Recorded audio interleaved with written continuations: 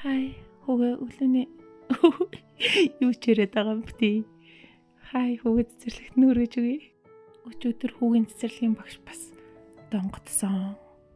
Ойрт ягаал донготуулаад байна да. Багш нь хэд хоногийн өмнө болохоор тоогоо муу байна. Тоогоо буруу бодоод байна. Тэг дээрэс нь дээс аягүй муу өсөрч ийн гэдгсэн. Тэнгүүтээ өчигдөр болохоор ангид нь шүлхийн тэмцээн болсон. Үгүй ер нь гэхдээ дандаа шүлхийн тэмцээн болж тий. Тэг чи өчигдөр болохоор эхний раунд дээр мултарсан гэж байгаа байхгүй юу? Яг тэр нь болохоор нийт 3 раундтай. Тэгээд эхний раундт нэг 30% хүүхэд нь ингээд хасагдчих тийм үү хамгийн муу шүлгээ уншаад тэгээд тэрэнд нь орсон байна гэдэг чи байхгүй юу? Манай хүүхэд гэхдээ ер нь гайгүй. Ямар ч гэсэн 2-3 раунда даваад сайнуудынхаа тунд үлччихэд үсэн өмнө дандаа. Тэгсэн чи өчигдөр хамгийн эхлээд хасагдсан хүүхдүүдийн нэг нь болсон гэсэн. Тэгээд дээсээ болохоор одоо эдний ангийн хүүхдүүд чинь ер нь хятадууд аягүй айхтарсан. Хүүхэд 1-р ангид орохоос өмнө одоо ийм академик тодорхой хэмжээний суурьтай байхаас гадна дээс ингээд тоглож хийдчихүүлээ те. За 60-аас дээш илүү те. Минут нь ингэж үсэрч иж тэнцдэг. Тэгээд тийм болохоор одоо энэ ахлах бүлэгтэн дээсийг амарс ингээд сайн тоглох хэрэгтэй гэж шаардаад идэг байхгүй юу? Тэг чи манай хүүхд болохоор минутанд 23 үсэрсэн. 20 гаруй л үсэрсэн гэсэн. Тэгэд айгүй муу аахгүй юу? Ангийнхаа хамгийн хурд үсэрсэн хүүхд болохоор минутанд 159 цаа. Йоо, премьер өсөй би л одоо чадахгүй. Тийм болохоор багш нь хэлж байгаа байхгүй юу? Манай хүүг орой олгон цэцэрлэгээ дараа дээс тогложээ.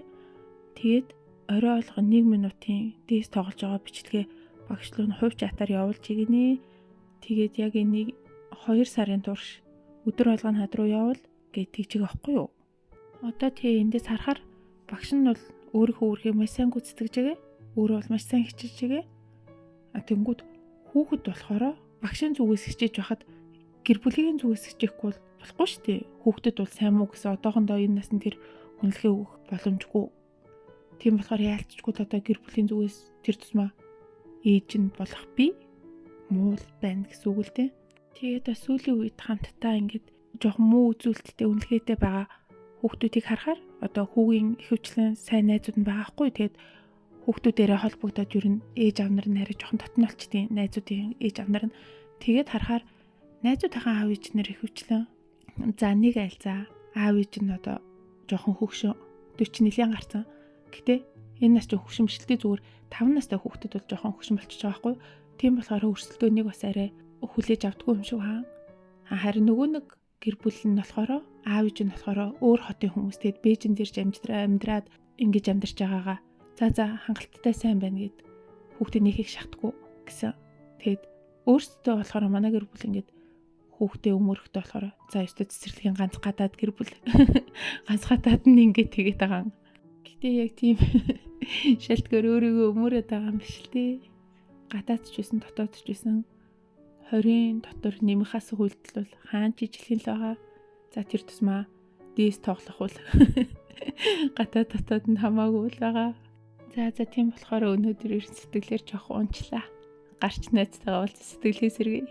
Миний нөгөө анх Бээжинд бакалаврт хамт сурдаг гэсэн найз маань Бээжинд ирсэн байхгүй юу? Бид хоёр одоо баг 10 жилийн өмнө заа баг 2009 онд анх танилцсан баха. Яг Бээжингийн хэл соёлын их сургуульд бужигнуулдаг байлаа. Тэгээд хөө зураг ширнэ за бичлэг. Чи зүгээр л ингэж яриад идээд байхад болдог юм гарах юм уу? Яриач авахгүй. Тийм болохоор хөрхөн шүү. Би нэгсэн уулаац.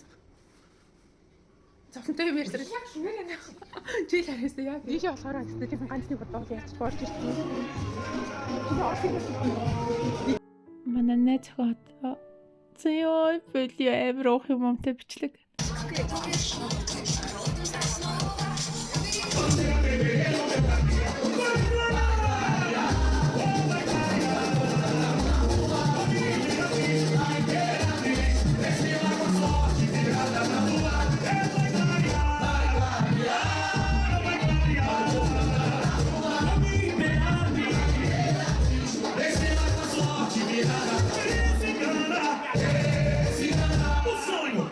Realidade.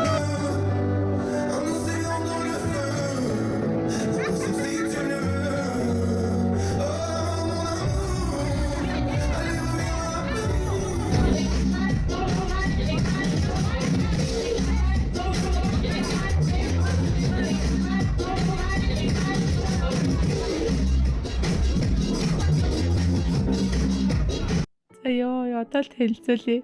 Манай найз охин маань Муйсын Күнзийн институтад ажилладаг.